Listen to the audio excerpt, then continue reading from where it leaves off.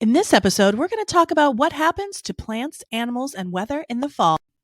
Did you know that fall starts around September 22nd and lasts until around December 20th?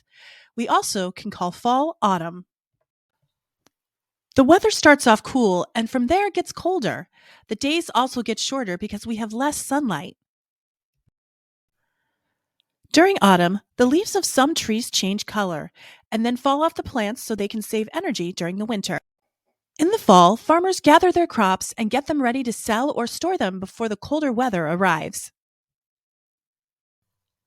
Some birds migrate and fly to warmer places. Butterflies even migrate too. Other animals build shelter and gather food to stay safe in the winter. We usually go back to school in the fall. We also rake leaves and go hiking in the fall. People also wear sweaters and light jackets in the fall too. Now that we've learned about fall, let's see if you can answer these questions about autumn.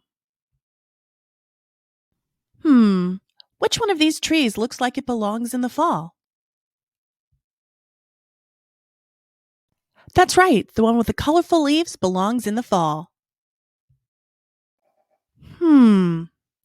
What are the farmers doing in the fall?